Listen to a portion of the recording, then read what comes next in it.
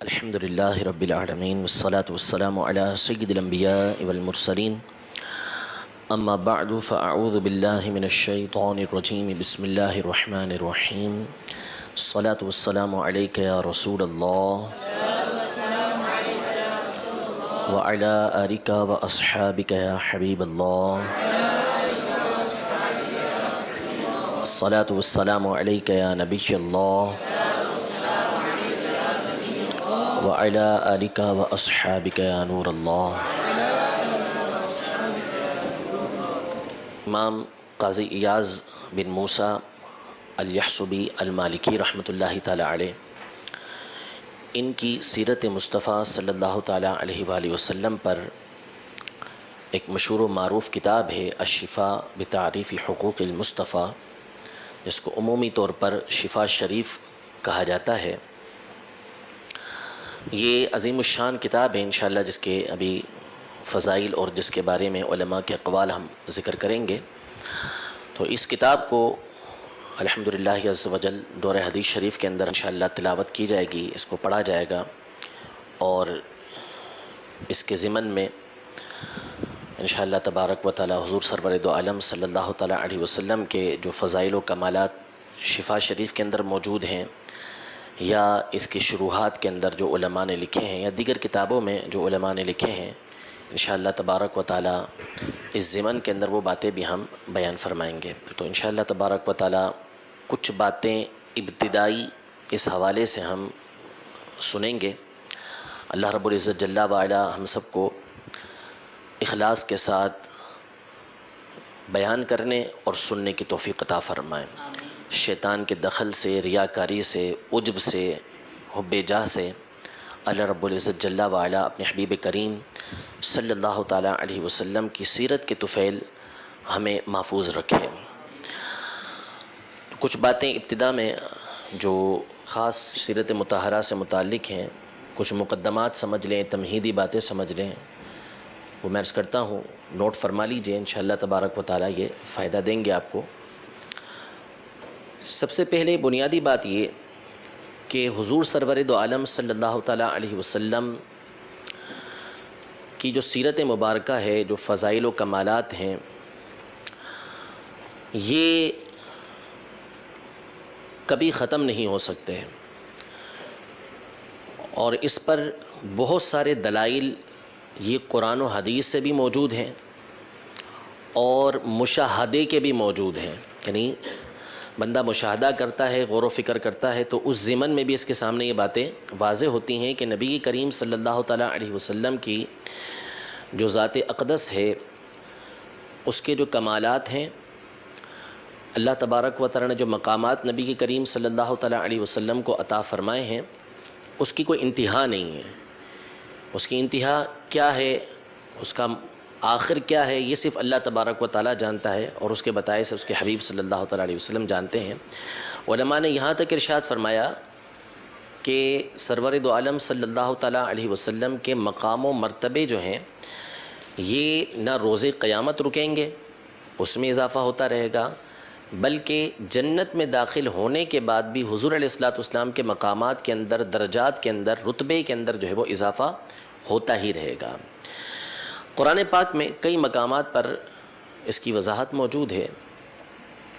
سورۃ الکہف کے آخر میں اللہ تبارک و تعالیٰ نے ارشاد فرمایا کہ اے محبوب آپ فرمائیے کہ اگر سمندر سارے میرے رب کے کلمات کو لکھنے کے لیے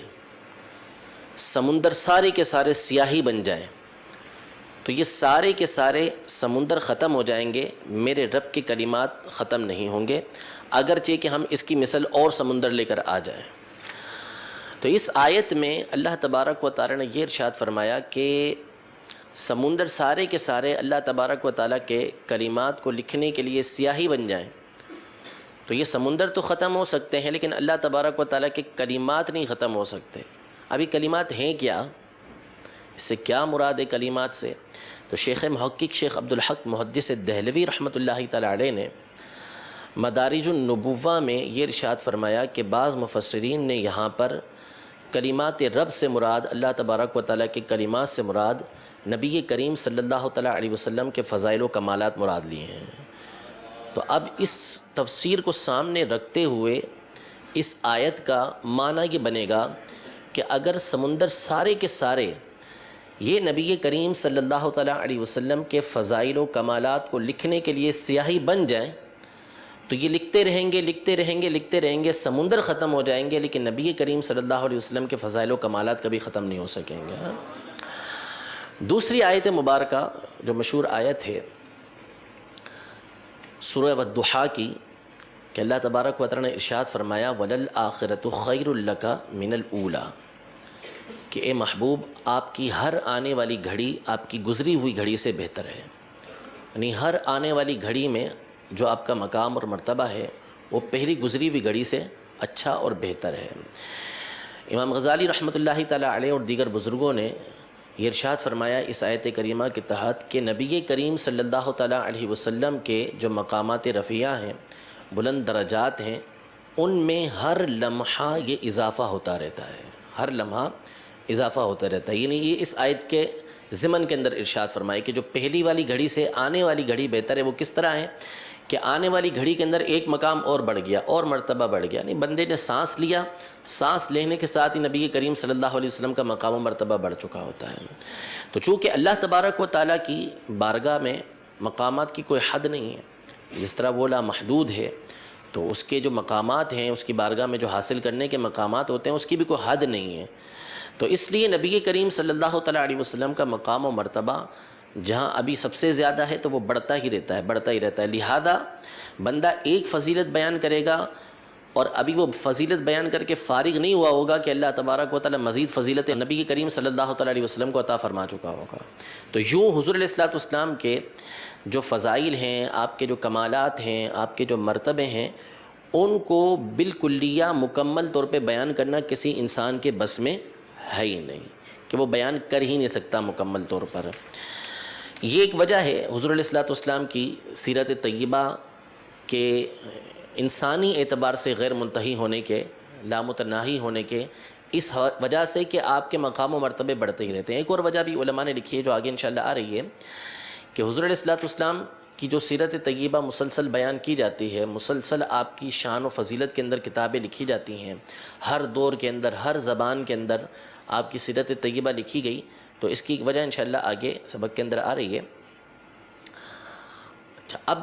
جب کمالات اور فضائل، مقامات یہ ابتدا سے انتہا تک چلتے وہی آ رہے ہیں اور چلتے ہی رہیں گے، تو نبی کریم صلی اللہ تعالیٰ علیہ وسلم کی جو سیرت طیبہ ہے، اس کو بیان کرنے کا جو سلسلہ ہے یہ تو ازل سے، جب اللہ تبارک و تعالیٰ نے مخلوق کو پیدا فرمایا تو اس وقت انبیاء کرام علیہم السلام کی جو ارواح تھیں، ان کے سامنے سب سے پہلے نبی کریم صلی اللہ علیہ وسلم کے فضائل بیان فرمائے۔ ان کی ارواح سے اللہ تبارک و تعالیٰ نے یہ میثاق لیا، پختہ وعدہ لیا۔ مشہور آیت کریمہ ہے قرآن پاک کی سورہ آل عمران کے اندر کہ وَإِذْ أَخَذَ اللَّهُ مِيثَاقَ النَّبِيِّينَ لَمَا آتَيْتُكُم مِّن كِتَابٍ وَحِكْمَةٍ ثُمَّ جَاءَكُمْ رَسُولٌ مُصَدِّقٌ لِّمَا مَعَكُمْ لَتُؤْمِنُنَّ بِهِ وَلَتَنصُرُنَّ، یعنی اس وقت کو یاد کیجئے جب اللہ نے تمام نبیوں سے اس بات کا پختہ وعدہ لیا کہ میں تم کو کتاب و حکمت دینے والا ہوں، میں نے تمہیں کتاب و حکمت دی، پھر تمہارے پاس ایک رسول آئے، عظیم الشان رسول، کہ جو تمہاری باتوں کی تصدیق کرنے والا ہو تو تم ضرور ان پر ایمان لانا اور ان کی ضرور مدد کرنا۔ اس آیت کے تحت سیدنا عبداللہ بن عباس رضی اللہ تعالی عنہما نے فرمایا کہ یہ بات تو طے ہے کہ نبی کریم صلی اللہ تعالی علیہ وسلم خاتم الانبیاء والمرسلین ہے، آپ کا زمانہ تمام انبیاء کرام علیہم السلام کے بعد ہے، تو اللہ تبارک و تعالی نے تمام انبیاء سے اس بات کا جو وعدہ لیا کہ وہ نبی کریم صلی اللہ علیہ وسلم پر ایمان لے کر آئیں گے، تو آنا تو نبی کریم صلی اللہ علیہ وسلم نے سب سے آخر کے اندر تھا۔ تو اس کا ایک معنی یہ بیان کیا گیا ہے کہ ہر نبی یہ اپنی امت کو اس بات کی تبلیغ کرتا رہا، اس بات کی وہ تعلیم دیتے رہے، بتاتے رہے کہ جب نبی کریم صلی اللہ تعالیٰ علیہ وسلم کا ظہور ہو، آپ تشریف لے کر آئیں تو آپ کے اوپر ایمان لے کر آئیں اور آپ کی ضرور مدد کریں۔ وہ فضائل و کمالات بیان کرتے تھے۔ تو اللہ تبارک و تعالیٰ نے جس طرح نبی کریم صلی اللہ علیہ وسلم کے فضائل و کمالات انبیاء کے سامنے بیان کیے، اسی طرح انبیاء کرام علیہم السلام نے نبی کریم صلی اللہ تعالیٰ علیہ وسلم کے فضائل و کمالات اپنی امتوں کے سامنے بیان فرمائے. تو یہ سلسلہ چلتا ہوا آ رہا ہے اور یہ قیامت تک چلتا ہی رہے گا. باقاعدہ جو سیرت لکھنے کی ابتدا ہوئی یا سیرت نبوی کو بیان کرنے کا جو سلسلہ ہوا جو ہمارے سامنے موجود ہے، وہ سلسلہ کب ہوا؟ اس کو جاننے سے پہلے سیرت کا معنی کیا ہے، سیرت کس کو کہتے ہیں، یہ ہم سمجھ لیں کہ سیرت ہے کیا چیز. تو سیرت کا جو لغت کے اندر معنی ہے، لغوی معنی اس کا، وہ ہے الطریقۃ والسنۃ حمیدۃ کانت او ذمیمۃ. یعنی سیرت کا مطلب یہ طریقہ کار اور راستہ ہے. راستے کو بھی سیرت بولتے ہیں، چلنے کو، اور جو کسی کا طریقہ کار ہوتا ہے اس کو بھی سیرت بولتے ہیں. اب چاہے یہ اچھا طریقہ ہو چاہے برا طریقہ ہو، یعنی اچھی سیرت ہے تو اس کو بھی سیرت ہی سے تعبیر کیا جائے گا، کسی کی بری سیرت ہے تو اس کو بھی سیرت ہی سے تعبیر کیا جائے گا، اس کو سیرت ہی بولا جائے گا. یہ ہے لغت کے اندر اس کا معنی. اور جو علماء کی اصطلاح کے اندر، اہل علم کی اصطلاح کے اندر جو سیرت کا معنی ہے وہ یہ ہے معرفت جمیع احوالہ صلی اللہ تعالی علیہ وسلم علی التفصیل منذ ولادتہ الی وفاتہ وما یتصل بذلک. معرفت جمیع احوالہ صلی اللہ تعالی علیہ وسلم علی التفصیل منذ ولادتہ الی وفاتہ وما یتصل بذلک. یعنی نبی کریم صلی اللہ تعالی علیہ وسلم کے تمام احوال، تمام حالات کو جب سے آپ کی ولادت ہوئی اس وقت سے لے کر آپ نے وصال ظاہری فرمایا اس وقت تک جتنا بھی آپ کے احوال بیان کیے گئے ہیں ان کو جاننے کا نام سیرت ہے. یہ جو نبی کریم صلی اللہ تعالیٰ علیہ وسلم کے حالات زندگی ہیں، کسی بھی طرح کے حالات زندگی ہوں، ان کو تفصیل کے ساتھ جاننا، اس کو اصطلاح کے اندر جو ہے وہ سیرت کہا جاتا ہے. اس میں پھر حضور علیہ الصلوۃ والسلام کا نسب شریف، آپ علیہ الصلوۃ والسلام کی قوم جو ہے، قبیلہ آپ کا، اسلام سے پہلے آپ کی قوم کی حالت، آپ علیہ الصلوۃ والسلام کی ولادت کے واقعات، آپ علیہ الصلوۃ والسلام کا اعلان نبوت فرمانا، آپ علیہ الصلوۃ والسلام کا غزوات کے اندر شریک ہونا، مختلف انداز میں دعوت دین دینا، یہ ساری کی ساری باتیں کیا ہیں، یہ سیرت طیبہ کے اندر شامل ہو جاتی ہیں. اور بہت ساری باتیں جو اسی طرح کی ہوں گی جس کا تعلق نبی کریم صلی اللہ تعالیٰ علیہ وسلم کی زندگی مبارک سے ہوگا تو اس کو سیرت کہا جاتا ہے. اس کے جاننے کا نام یہ سیرت طیبہ ہے. تو اس لحاظ سے جو سیرت کی ابتدا ہوئی ہے کہ نبی کریم صلی اللہ تعالیٰ علیہ وسلم کے ان تمام حالات کو جاننا، ولادت سے لے کے اللہ تبارک و تعالیٰ کی بارگاہ میں وصال ظاہری فرما کر پہنچ جانا، اس تک کے تمام معاملات کو جاننے کی جو باقاعدہ ابتدا ہوئی، تو زبانی ابتدا تو یہ نبی کریم صلی اللہ علیہ وسلم کے دور میں ہی شروع ہو چکی تھی. صحابہ کرام علیہم رضوان مختلف مقامات پر جاتے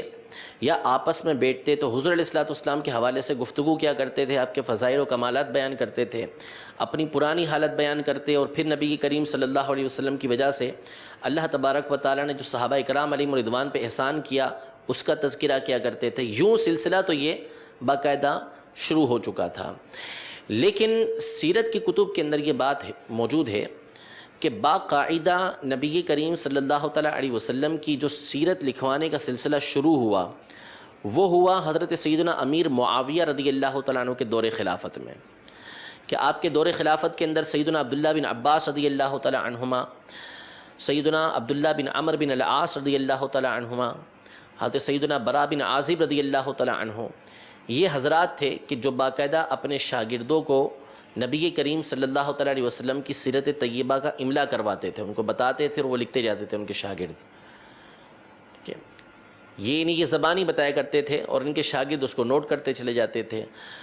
یعنی مختلف کتابوں کے مختلف کاغذوں کے اندر، یا جو اس زمانے میں لکھنے کے انداز تھے پتوں پر، ہڈیوں پر، اس کے اندر وہ نبی کریم صلی اللہ تعالیٰ علیہ وسلم کی سیرت طیبہ یہ لکھا کرتے تھے ان کے شاگرد. اور کتابی صورت کے اندر باقاعدہ جو تدوین شروع ہوئی کہ کتابیں نبی کریم صلی اللہ تعالیٰ علیہ وسلم کی سیرت پر لکھی گئیں، تو سب سے پہلے جو سیرت کی کتاب لکھنے کے حوالے سے معروف ہیں وہ سیدنا عروہ بن زبیر رضی اللہ تعالی عنہ ہیں۔ سیدتنا عائشہ صدیقہ رضی اللہ تعالی عنہا کے بھانجے ہیں، حضرت سیدنا اسماء رضی اللہ تعالی عنہا جو بی بی عائشہ رضی اللہ تعالی عنہا کی بہن ہیں، ان کے یہ بیٹے ہیں، اور سیدنا ابو بکر صدیق رضی اللہ تعالی عنہ کے نواسے ہیں۔ عروہ بن زبیر رضی اللہ تعالی عنہ، ان کا سن وفات 93 ہجری ہے۔ انہوں نے سب سے پہلے باقاعدہ نبی کریم صلی اللہ تعالی علیہ وسلم کی سیرت کے ایک پہلو کے اوپر، یعنی مغازی رسول اللہ صلی اللہ تعالی علیہ وسلم کے نام سے انہوں نے کتاب تحریر فرمائی۔ پھر اس کے بعد ابان بن عثمان بن عفان رضی اللہ تعالی عنہ، انہوں نے نبی کریم صلی اللہ تعالی علیہ وسلم کی سیرت پر کتاب لکھی، سیرت والمغازی کے نام سے۔ پھر اس کے بعد مختلف علماء جو ہیں وہ نبی کریم صلی اللہ تعالی علیہ وسلم کی سیرت پر کتابیں لکھتے رہے، اور اس میں جو سب سے زیادہ مشہور ہوئے کتاب لکھنے کے حوالے سے سیرت کے اوپر وہ ہیں محمد بن اسحاق۔ محمد بن اسحاق امام زہری کے شاگرد ہیں، صاحب المغازی کے نام سے یہ مشہور ہیں۔ تو انہوں نے کتاب لکھی، اور ان کی کتاب جو ہے یہ مغازی ابن اسحاق کے نام سے مطبوع بھی ہے، چھپی ہوئی بھی ہے۔ پھر ان کی کتاب کی تہذیب جو ہے وہ ابن ہشام رحمہ اللہ نے کی، جو سیرت ابن ہشام کے نام سے مشہور و معروف کتاب ہے، مطبوع کتاب ہے۔ پھر اس کے بعد مسلسل علماء جو ہے وہ کتابیں لکھتے رہے نبی کریم صلی اللہ تعالیٰ علیہ وآلہ وسلم کی سیرت کے اوپر۔ آگے بڑھنے سے قبل سیرت کی جو کتابیں ہیں اس کی علماء نے مختلف قسمیں بیان کی ہیں کہ سیرت کی کتابیں کس کس طرح کی ہوا کرتی ہیں۔ سیرت کی کتابوں کی مختلف قسمیں بیان کی گئی ہیں۔ اس کو آگے بڑھنے سے پہلے ہم یہ جان لیں کہ نبی کریم صلی اللہ تعالیٰ علیہ وآلہ وسلم کی جو زندگی مبارکہ ہے، حالات زندگی ہیں، اس کے اکثر حصے کو ہم 3 چیزوں پر منقسم کر سکتے ہیں کہ حضور علیہ الصلوۃ کی جو سیرت طیبہ ہے، جو حالات زندگی ہیں، یہ 3 باتیں اس کے اندر بنیادی ہیں۔ نمبر 1 شمائل، نمبر 2 خصائص، نمبر 3 معجزات۔ نمبر 1 شمائل، نمبر 2 خصائص، نمبر 3 معجزات۔ شمائل،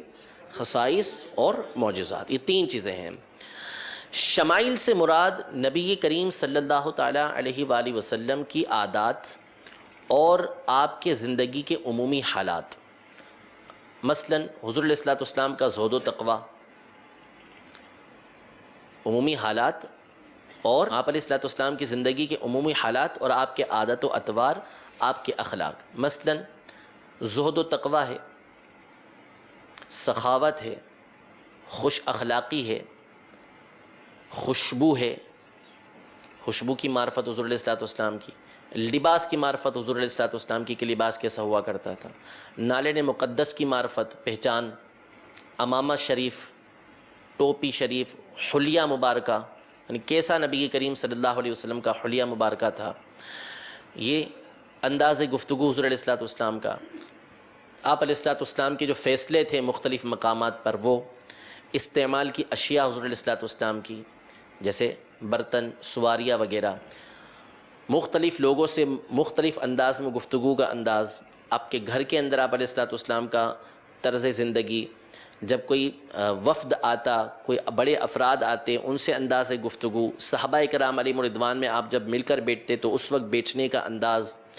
یعنی زندگی کے جو عمومی حالات ہیں کہ صبح سے رات تک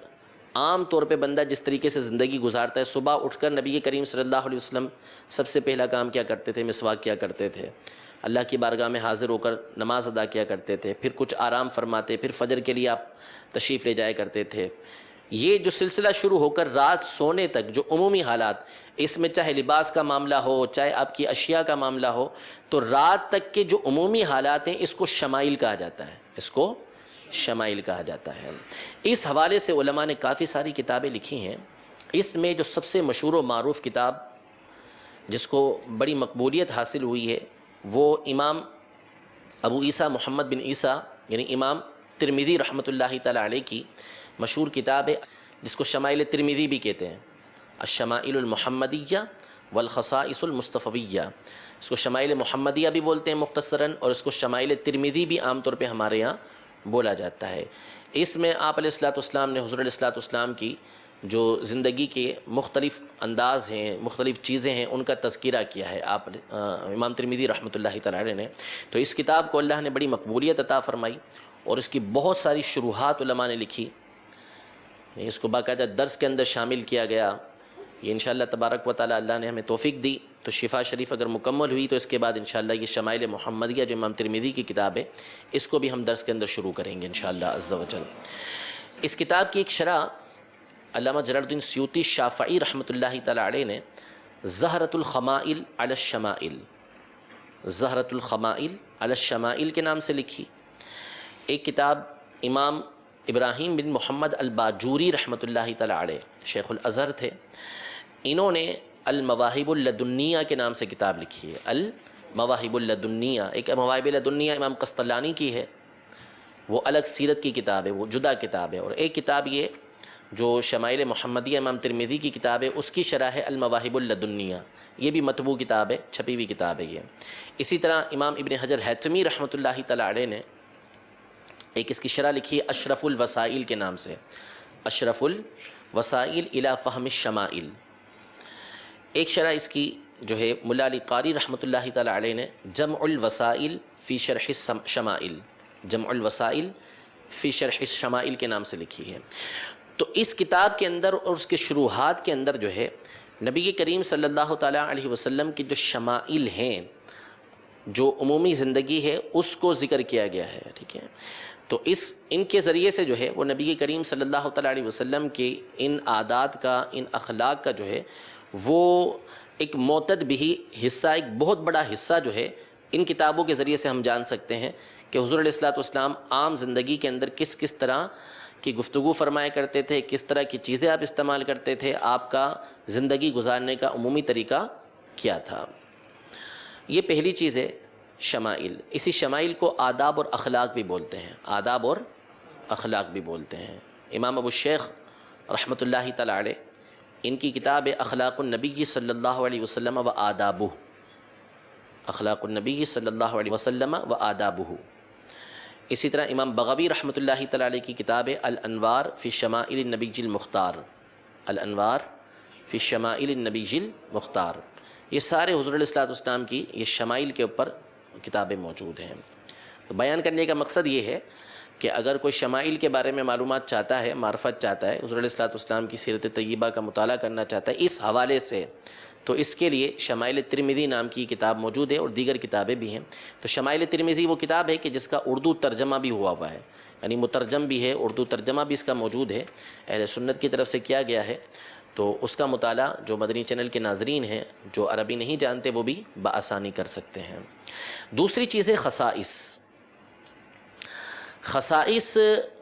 یعنی وہ باتیں کہ جو نبی کریم صلی اللہ تعالیٰ علیہ وسلم کے ساتھ خاص ہیں اور آپ علیہ الصلوۃ والسلام کے بعد کسی کو نہیں مل سکتی۔ آپ علیہ الصلوۃ والسلام کے ساتھ خاص ہیں اور آپ علیہ الصلوۃ والسلام کے بعد کسی کو وہ چیز مل نہیں سکتی۔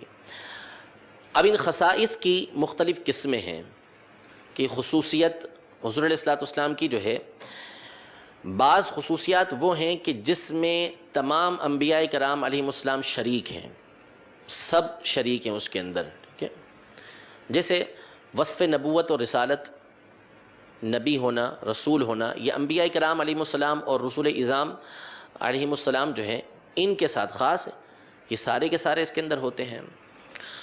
بعض چیزیں وہ ہیں کہ جس میں نبی کریم صلی اللہ تعالیٰ علیہ وسلم کی ایسی خصوصیت ہے کہ کسی اور نبی کو بھی یہ حاصل نہیں ہے،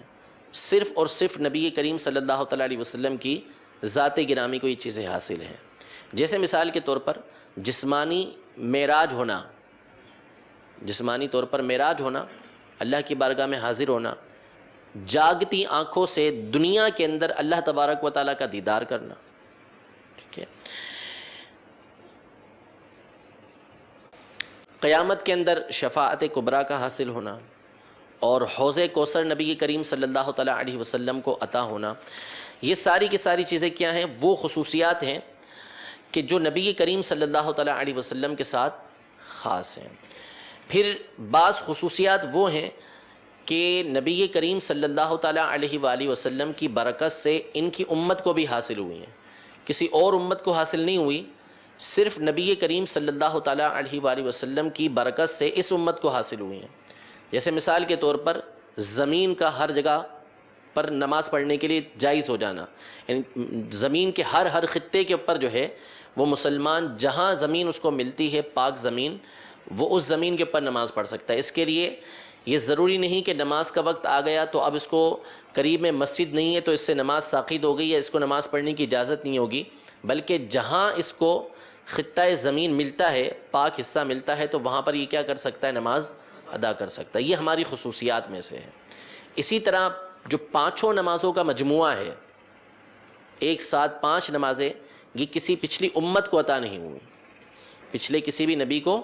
نہیں ملی۔ یہ نبی کریم صلی اللہ تعالیٰ علیہ وسلم کے صدقے میں اس امت کا خاصہ ہے،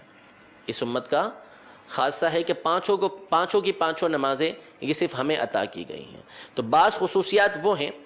کہ جو نبی کریم صلی اللہ تعالیٰ علیہ وسلم کی ذات گرامی کی برکت کی وجہ سے اس امت کو بھی حاصل ہوئی ہیں۔ یہ انشاءاللہ پورا باب جو ہے انہوں نے باندھا ہے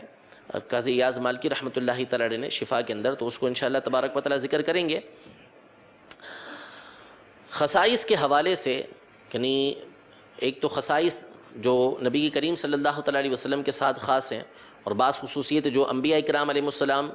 کو بھی ملی ہیں، بعض وہ ہیں کہ جو نبی کریم صلی اللہ تعالیٰ علیہ وسلم کے صدقے میں اس امت کو بھی حاصل ہوئی ہیں۔ اس پر جامع ترین جو کتاب ہے وہ علامہ جلال الدین سیوطی شافعی رحمۃ اللہ تعالیٰ علیہ کی تصنیف ہے الخصائص الکبریٰ کے نام سے، الخصائص الکبریٰ کے نام سے۔ اس پر سیدی اعلیٰ حضرت امام اہل سنت کا حاشیہ بھی موجود ہے الخصائص الکبریٰ کے اوپر۔ اس میں آپ نے جو ہے وہ نبی کریم صلی اللہ تعالیٰ علیہ وسلم کی جو خصوصیات تھیں اس کا تذکرہ کیا ہے۔ سیدی اعلیٰ حضرت امام اہل سنت کا ایک رسالہ ہے تجلی الیقین کے نام سے، تجلی الیقین بان نبینا سید المرسلین، یعنی نبی کریم صلی اللہ تعالیٰ علیہ وسلم تمام انبیاء کے سردار ہیں، تمام انبیاء کے جو ہے وہ سید ہیں، ان کے پیشوا ہیں۔ اس حوالے سے اعلیٰ حضرت امام اہل سنت کا یہ رسالہ ہے، تو اس میں بھی اعلیٰ حضرت نے حضور علیہ الصلوۃ والسلام کی کئی خصوصیات بیان کی ہیں جو آپ علیہ الصلوۃ والسلام کے ساتھ خاص ہیں۔ تیسری چیز جو ہے وہ ہے معجزات۔ تو معجزہ آپ جانتے ہیں کہ وہ کام کہ جو نبی سے بطور تحدی، چیلنج جو ہے وہ صادر ہوتا ہے، اللہ تبارک و تعالیٰ عطا فرماتا ہے، اور وہ کام ایسا ہوتا ہے کہ جو عادتاً نہیں ہوتا، وہ کام عادتاً نہیں ہوتا، اور اللہ تبارک و تعالیٰ نبی کے دعوی نبوت کے بعد یہ ان کو عطا فرماتا ہے جو ان کے ہاتھوں پر ظاہر ہوتا ہے۔ ٹھیک ہے، مختلف معجزات ہیں نبی کریم صلی اللہ علیہ وسلم کے، اس پر بھی انشاءاللہ تبارک و تعالیٰ کتاب کے اندر تفصیلی بحث آئے گی، پورا ایک باب ہے معجزات کا نبی کریم صلی اللہ تعالیٰ علیہ وسلم کا۔ تو یہ 3 چیزیں ہیں، شمائل، خصائص اور معجزات۔ معجزات کے حوالے سے بھی ابن کثیر کی جو ایک کتاب ہے معجزات الرسول صلی اللہ تعالیٰ علیہ وسلم کے نام سے۔ اچھا، ان تینوں کے اوپر علماء نے مختلف کتابیں لکھی ہیں، تو یہاں سے ہمیں معلوم ہو گیا کہ سیرت طیبہ کی کتابوں کی مختلف قسمیں ہیں۔ بعض سیرت طیبہ کی کتابیں وہ ہیں کہ جس میں حضور علیہ الصلوۃ والسلام کے جتنے احوال اس مصنف کے بس کے اندر تھے وہ اس نے لکھ ڈالے، یعنی ابتدا ہوئی نبی کریم صلی اللہ تعالیٰ علیہ وسلم کی ولادت سے یا اس سے بھی پہلے سے، حالات زندگی لکھے اس زمانے کے، اور اس سے پہلے جو قوم کے حالات تھے وہ بھی لکھے، اور نبی کریم صلی اللہ تعالیٰ علیہ وسلم کے دنیا سے تشریف لے جانے یعنی وصال ظاہری فرمانے تک کے حالات انہوں نے اس کے اندر لکھ ڈالے، اور اسی ضمن میں انہوں نے صحابہ کرام علیہم رضوان کے حالات بھی لکھ ڈالے۔ ایک ہی انداز ہوتا ہے کہ جس کے اندر تفصیل کے ساتھ ان چیزوں کو بیان کیا جاتا ہے۔ جیسے مثال کے طور پر علامہ شامی صالحی رحمۃ اللہ تعالیٰ علیہ، امام جلال الدین سیوطی شافعی رحمۃ اللہ تعالیٰ علیہ کے شاگرد ہیں، ان کی کتاب ہے سبل الہدیٰ والرشاد کے نام سے، سبل الہدیٰ والرشاد۔ یہ تقریباً 15 جلدوں میں کتاب ہے، 15 جلدوں میں نبی کریم صلی اللہ تعالیٰ علیہ وسلم کی سیرت پر کتاب ہے، اور انہوں نے اس کے اندر بہت زیادہ مواد اس حوالے سے جمع کیا ہے، لیکن جیسا کہ میں نے جملہ یہ عرض کیا تھا کہ مصنف کے بس میں جتنا تھا اور جو کر سکا اس نے اس طرح کرنے کی کوشش کی۔ تو یہ خود فرماتے ہیں علامہ صالحی رحمۃ اللہ تعالیٰ علیہ سبل الہدیٰ والرشاد کے اندر اس کے مقدمے میں کہ میں نے اس کتاب کو 300 سے زائد کتابوں سے لکھا ہے، 300 سے زائد کتابوں سے،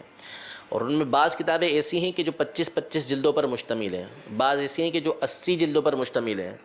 جیسے طبرانی شریف ہے۔ اب طبرانی کی انہوں نے احادیث طیبہ نکال کے لکھی تو وہ 25 جلدوں کے اندر مطبوع ہے۔ حافظ ابن عساکر کی جو کتاب ہے تاریخ دمشق، وہ 80 جلدوں سے زیادہ اس میں ہیں، اس میں سے نکال کے نبی کریم صلی اللہ تعالیٰ علیہ وسلم کے فضائل پر، آپ کی سیرت پر جو ہے وہ باتیں لکھیں۔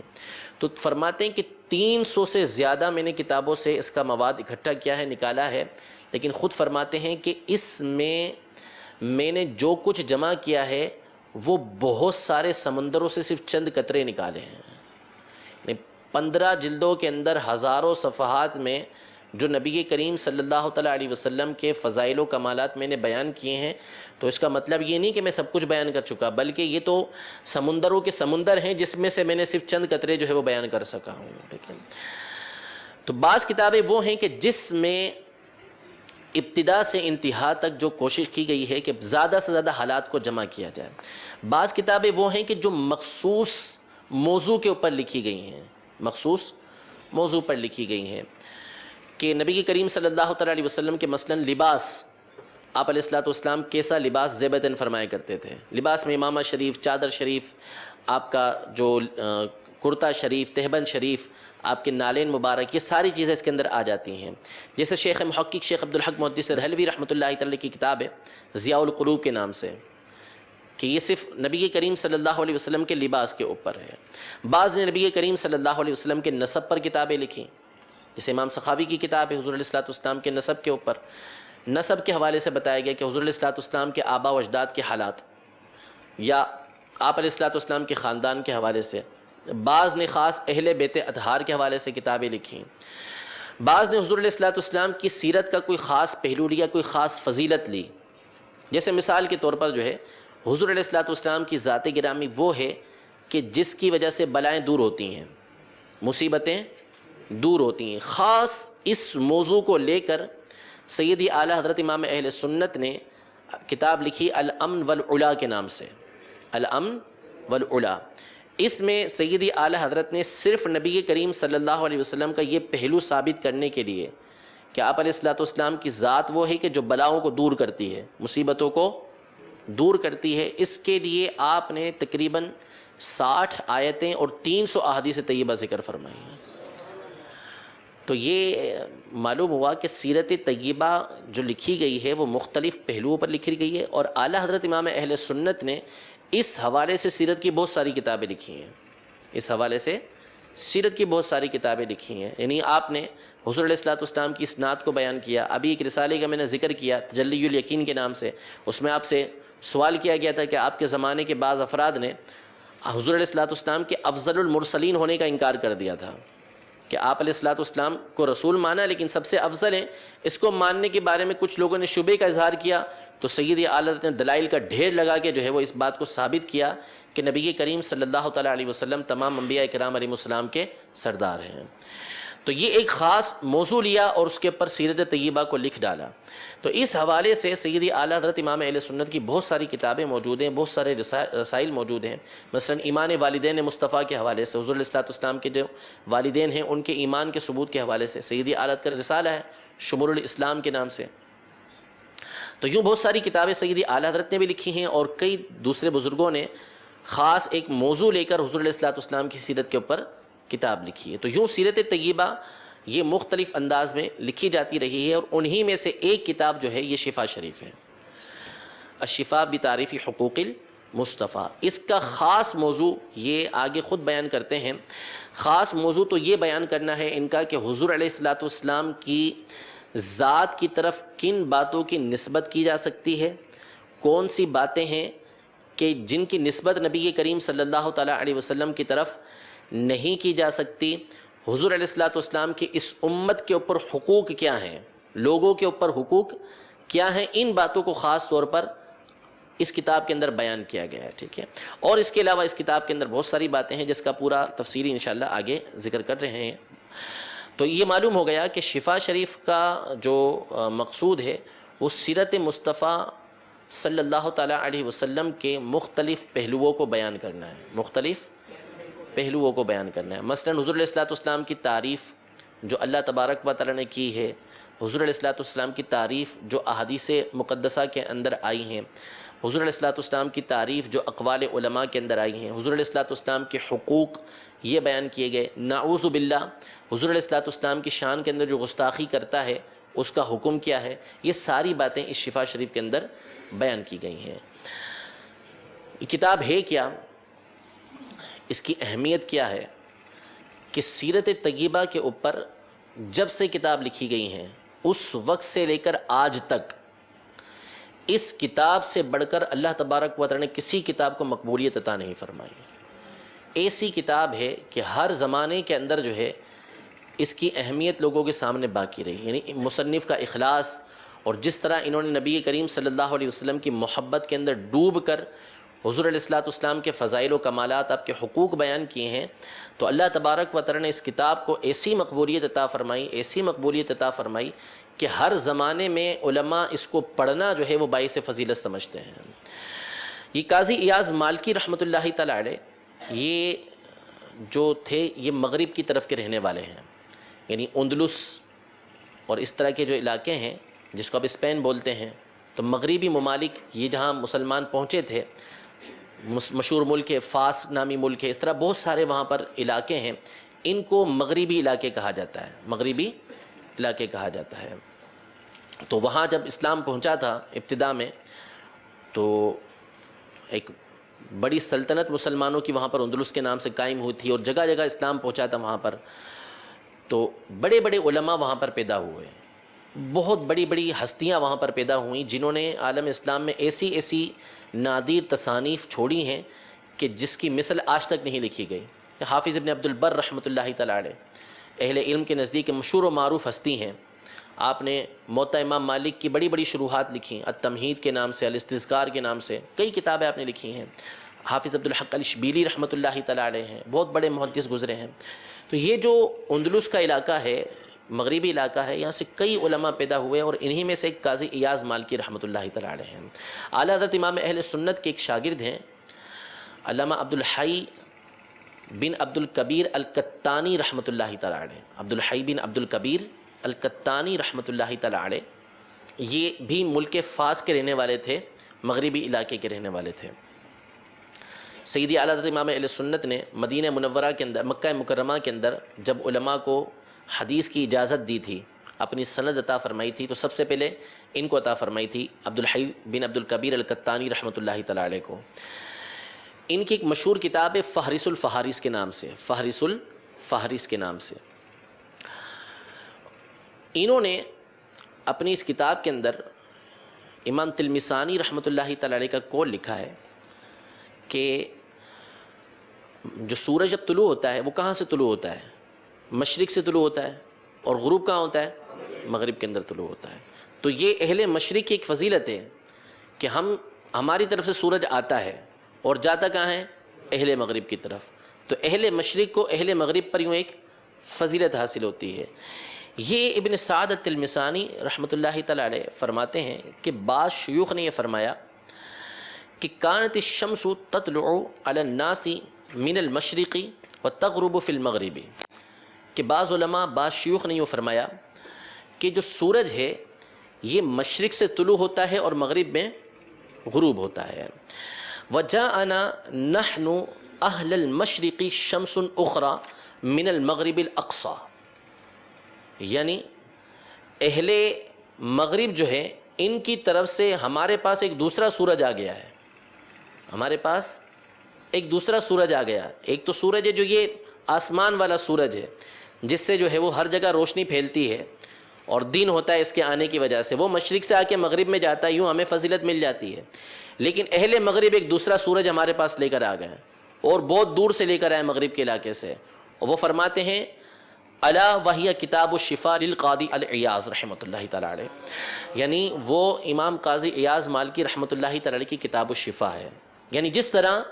سورج جب طلوع ہوتا ہے اور دن خوب روشن ہو جاتا ہے، دن خوب روشن ہو جاتا ہے، تو اسی طرح یہ کتاب الشفاء ہے کہ جو آئی تو مغرب کی طرف سے ہے لیکن ایسا سورج ہے کہ جو اہل ایمان کے دلوں کو روشن کر کے رکھ دیتا ہے۔ نبی کریم صلی اللہ تعالیٰ علیہ وسلم کی محبت جو ہے اس کے سورج کو دلوں کے اندر نکال کے رکھ دیتا ہے، اجاگر کر دیتا ہے حضور علیہ الصلوۃ والسلام کی محبت کو. اس لیے کتاب الشفا جو ہے اس کو سورج سے تعبیر کیا انہوں نے. اسی طرح انہی کے علاقے کے ایک اور بزرگ ہیں محمد بن جعفر القطانی رحمۃ اللہ تعالیٰ علیہ. محمد بن جعفر القطانی رحمۃ اللہ تعالیٰ علیہ، ان کی بھی کتاب ہے الرسالۃ المستطرفہ کے نام سے، الرسالۃ المستطرفہ، یہ ان کی کتاب ہے. اس میں انہوں نے احادیث طیبہ اور احادیث طیبہ سے متعلق جو کتابیں ہوتی ہیں جیسے سیاہ ستہ ہیں یا دیگر حدیث کی کتابیں ہیں، اسی سے متعلق اسماء و رجال کی کتابیں کہ حدیث کی شروحات ہیں، ان کا تعارف لکھا ہے، ان کا تعارف لکھا ہے. اور اسی طرح جو مصنفین ہیں ان کا تعارف لکھا ہے. یعنی مثال کے طور پر بخاری شریف کا تعارف لکھا، بخاری شریف لکھنے والے یعنی امام بخاری رحمۃ اللہ تعالی علیہ ان کا تعارف لکھا. اس طرح ہر کتاب کا یہ تعارف لکھتے ہیں اور اس کے مصنف کا تعارف لکھتے ہیں. تو اسی میں انہوں نے شفا شریف کا تذکرہ ان الفاظ کے ساتھ کیا ہے. فرماتے ہیں ہوا کتاب عظیم النفع وکثیر الفائدۃ لم یؤلف مثلہ فی الاسلام. یعنی یہ جو شفا ہے یہ بہت نفع والی کتاب ہے، عظیم النفع، نفع اس کے اندر بہت زیادہ ہے، کثیر الفائدہ، بہت زیادہ اس کے اندر فوائد موجود ہیں، اور اسلام میں اس کی مثل کوئی کتاب لکھی نہیں گئی. اسلام میں اس کی مثل کوئی کتاب لکھی نہیں گئی. آپ فرماتے ہیں وقد جربت قراءتہ لشفاء الامراض، یعنی اس کتاب کے پڑھنے سے تجربہ کیا گیا ہے کہ اللہ تبارک و تعالیٰ امراض کو دور کر دیتا ہے، بیماریوں کو دور کر دیتا ہے. وتفریج الکروب، اور جو مصیبتیں آئی ہوئی ہوتی ہیں، پریشانیاں آئی ہوئی ہوتی ہیں، اللہ تبارک و تعالیٰ ان کو دور فرما دیتا ہے. تو یہ شفا شریف کی ایک فضیلت ہے جو علماء نے لکھی ہے کہ اگر اس کو پڑھا جائے تو اس کی برکت سے اللہ تبارک و تعالیٰ جو ہے وہ مصیبتوں کو، پریشانیوں کو دور فرما دیتا ہے، بیماریوں کو دور فرما دیتا ہے. تو اس کو پڑھنے کا جو ایک سبب ہے جو علماء پڑھا کرتے تھے، ایک وجہ تو یہ ہے کہ اس کے ذریعے سے نبی کریم صلی اللہ تعالیٰ علیہ وسلم کی محبت دل کے اندر پیدا ہوتی ہے، محبت دل کے اندر پیدا ہوتی ہے، حضور علیہ الصلوۃ والسلام کے کمالات کی پہچان حاصل ہوتی ہے. دوسرا، اس کتاب کے بارے میں علماء نے یہ فرمایا کہ جس گھر کے اندر شفا شریف موجود ہوتی ہے، اللہ تبارک و تعالیٰ اس کتاب کی برکت سے اس گھر سے آسیب کو دور فرما دیتا ہے، مصیبتوں کو دور فرما. تو ایک وجہ اس کی جو سبب جو بنتا ہے اس کے پڑھنے کا جو فائدہ حاصل ہوتا ہے وہ دنیاوی پریشانی اور مصیبتیں بھی اللہ تبارک و تعالیٰ دور فرماتا ہے. یہ کئی کتابوں کے لیے علماء نے اس طرح لکھا ہے، بخاری شریف کے لیے بھی یہ موجود ہے، اسی طرح در مختار کے لیے موجود ہے، رد المختار کے لیے یہ بات موجود ہے، کنز الایمان شریف کے لیے علماء نے یہ باتیں لکھی ہیں کہ ان کی برکت سے اللہ تبارک و تعالیٰ مصیبتیں اور پریشانیوں کو دور فرماتا ہے. اور اس میں بنیادی وجہ یہ ہوتی ہے ان مصنفین کا اخلاص، کہ جس اخلاص کے ساتھ یہ لکھتے ہیں اور ان کا مقصود صرف اللہ تبارک و تعالیٰ کو راضی کرنا ہوتا ہے، نبی کریم صلی اللہ تعالیٰ علیہ وسلم کی رضا ہوتی ہے، تو اس اخلاص کی وجہ سے اللہ تبارک و تعالیٰ ان کتابوں کے اندر ایسا نفع پیدا فرما دیتا ہے، ایسا فائدہ پیدا فرما دیتا ہے کہ جو دنیا اور آخرت دونوں میں بندوں کو فائدہ دے رہا ہوتا ہے. تو یہ قاضی ایاز مالکی رحمۃ اللہ تعالیٰ علیہ کی جو کتاب ہے شفا شریف، بلا شبہ اس کے بارے میں اگر اقوال بیان کیے جائیں تو سینکڑوں اقوال موجود ہیں. اتنے اقوال موجود ہیں علماء کے قاضی ایاز مالکی رحمۃ اللہ تعالیٰ علیہ کی شفا شریف کے حوالے سے کہ سب اس بات پر متفق ہیں کہ لم یؤلف مثلہ فی الاسلام، کہ سیرت طیبہ کے حوالے سے کوئی ایسی کتاب نہیں ہے کہ جو شفا شریف کی طرح لکھی گئی ہو. اب اس کے بعد جو بھی لکھتا رہا ہے وہ اس سے فائدہ اٹھاتا ہی رہا ہے. تو انشاءاللہ تبارک و تعالیٰ اس کتاب کو جب ہم پڑھیں گے تو اس کے فوائد ہمیں بھی حاصل ہوں گے انشاءاللہ عز و جل. تو اخلاص کے ساتھ پڑھنے کی، سننے کی ہم کوشش کریں گے کہ اللہ تبارک و تعالیٰ اس کی جو برکتیں ہیں وہ ہمیں عطا فرمائے، اور اس کا جو مقصود اصلی ہے، سیرت طیبہ کا جو مقصود اصلی ہے وہ اللہ تبارک و تعالیٰ ہمیں عطا فرمائے. جو تین چیزیں میں نے بیان کی شروع میں، شمائل، خصائص اور معجزات، ان تینوں کا ایک اور نام رکھا گیا ہے. ان تینوں کے مجموعے کو دلائل بولتے ہیں. کیا بولتے ہیں؟ دلائل. دلیل کی جمع دلائل، یعنی جو رہنمائی کرنے والی ہو، جو رہنمائی کرنے والی ہو. تو ان تینوں کا جو حاصل ہے نا، شمائل، خصائص اور معجزات کا، علماء یہ ارشاد فرماتے ہیں کہ ان تینوں کا جو مقصود اصلی ہے وہ دلوں کے اندر محبت کو پیدا کرنا ہے، دلوں میں محبت کو پیدا کرنا ہے۔ وجہ یہ بیان فرمائی علماء نے کہ کسی سے محبت کے بنیادی جو سبب ہیں وہ 3 سبب ہیں، بنیادی سبب 3 ہیں: جمال، کمال اور احسان۔ جمال، کمال اور احسان، یہ 3 سبب ہیں۔ یعنی کوئی کسی سے محبت کرے گا تو کیوں کرے گا؟ اس کے جمال کی وجہ سے، اس کے حسن و جمال کی وجہ سے، خوبصورتی کی وجہ سے اس سے محبت کرے گا، چاہے وہ انسان کی صورت میں ہو یا چاہے کسی اور صورت کے اندر ہو۔ بندے کو جو محبت ہوتی ہے وہ حسن کے ساتھ ہوتی ہے۔ اللہ تبارک و تعالیٰ کے بارے میں حدیث پاک کے اندر آئے کہ اللہ خود جمیل ہے اور جمال کو پسند کرتا ہے، ٹھیک ہے؟ تو انسان کی فطرت میں بھی یہ بات موجود ہے کہ سلیم الفطرت طبیعت جو ہے وہ کیا ہے؟ جمال کو پسند کرے گی، اس سے محبت کرے گی۔ تو کسی سے محبت کا ایک بنیادی سبب کیا ہے؟ جمال۔ دوسرا سبب کیا ہے؟ کمال۔ یعنی جب بندے کو کسی سے محبت ہوتی ہے تو اللہ تبارک و تعالیٰ نے اس کو جو کمالات عطا کیے ہوئے ہوتے ہیں اس کی بنیاد پر ہوتی ہے۔ مثال کے طور پہ کالا کلوٹا ہے، جسمانی اعتبار سے کچھ بھی نہیں ہے لیکن اس کے اندر کمال بڑا ہے، علمی اعتبار سے بہت با کمال ہے، عملی اعتبار سے با کمال ہے۔ یعنی جسمی اعتبار سے اس کو دیکھیں تو اس کا کوئی خاص حال نہیں ہے، جسم کے اعتبار سے دنیا میں کوئی خاص حال نہیں ہے۔ بڑے بڑے محدثین سے گزرے، امام عطا گزرے ہیں، امام عطا یہ گزرے ہیں، ان کا حال یہ تھا کہ یہ رنگ کالا تھا، ایک پاؤں سے لنگڑے تھے، ہاتھ میں بھی فالش پڑا ہوا تھا ایک ہاتھ کے اندر، اور چیچک کے دانے نکلے ہوئے تھے، بھینگا پن آنکھوں کے اندر موجود تھا، یعنی جسمانی عیب جو ہوتے ہیں وہ موجود تھے۔ لیکن بڑے بڑے علماء ان کے سامنے بادب ہو کے بیٹھا کرتے تھے حدیث حاصل کرنے کے لیے۔ ان کی تعریفات کے اندر، کتابوں کے اندر واقعات لکھے ہوئے، باتیں لکھی ہوئی ہیں ان کے فضائل کے اندر۔ تو بعض اوقات بندے کے اندر حسن و جمال نہیں ہوتا لیکن اس کے کمالات ہوتے ہیں جس کی وجہ سے بندہ اس سے محبت کرتا ہے۔ یعنی جو کمال بالکل درست کمال ہے، واقعی ایسا کمال ہے کہ جس کی وجہ سے ان سے محبت کی جائے۔ تیسرا احسان، نہ جمال ہے نہ کمال ہے لیکن بندہ کیا کرتا ہے؟ کسی کے اوپر احسان کرتا ہے، ٹھیک ہے؟ احسان کرنے کی وجہ سے کیا ہوتا ہے کہ وہ اس سے محبت کرنے لگتا ہے۔ کسی کو کچھ دے دیا، یہ بات انڈرسٹوڈ ہے، جس نے دیا ہے اس سے محبت پیدا ہو جائے گی۔ تو یا تو جمال کی وجہ سے محبت کی جاتی ہے، یا کمال کی وجہ سے، یا پھر احسان کی وجہ سے کسی سے محبت کی جاتی ہے۔ تو یہ جو تینوں چیزیں ہیں نبی کریم صلی اللہ تعالیٰ علیہ وسلم کی شمائل، خصائص اور معجزات، یہ تینوں چیزیں نبی کریم صلی اللہ تعالیٰ علیہ وسلم کے جمال کو بھی ظاہر کرتی ہیں، حضور علیہ الصلوۃ والسلام کے کمال کو بھی ظاہر کرتی ہیں، اور آپ علیہ الصلوۃ والسلام کے احسان کو بھی ظاہر کرتی ہیں۔ شمائل میں آپ جائیں گے تو آپ کو نبی کریم صلی اللہ تعالیٰ علیہ وسلم کا حلیہ مبارکہ ملے گا، اور جب وہ حلیہ مبارکہ بیان ہوگا تو آپ کو معلوم ہوگا کہ نبی کریم صلی اللہ تعالیٰ علیہ وسلم جیسا حسین کبھی پیدا ہی نہیں ہوا۔ جو حسن و جمال نبی کریم صلی اللہ تعالیٰ علیہ وسلم کو عطا کیا گیا ہے وہ کسی کو بھی عطا نہیں کیا گیا۔ تو اس حسن و جمال کی وجہ سے کیا ہوگا؟ بندے کے دل کے اندر حضور علیہ الصلوۃ والسلام کی محبت پیدا ہو جائے گی۔ اسی شمائل کے اندر آپ کو حضور علیہ الصلوۃ والسلام کے جو ہے وہ احسانات ملیں گے کہ حضور علیہ الصلوۃ والسلام کس طریقے سے لوگوں کے ساتھ احسان کیا کرتے تھے، کیسے عطا کیا کرتے تھے۔ پھر جب آپ خصائص پڑھیں گے، معجزات پڑھیں گے، تو اس میں حضور علیہ الصلوۃ والسلام کے کمالات آپ کو ملیں گے کہ کیسے کیسے معجزے اللہ تبارک و تعالیٰ نے نبی کریم صلی اللہ تعالیٰ علیہ وسلم کو عطا فرمائے، کیسے کیسے کمالات جو ہے وہ اللہ تبارک و تعالیٰ نے نبی کریم صلی اللہ تعالیٰ علیہ وسلم کو عطا فرمائے۔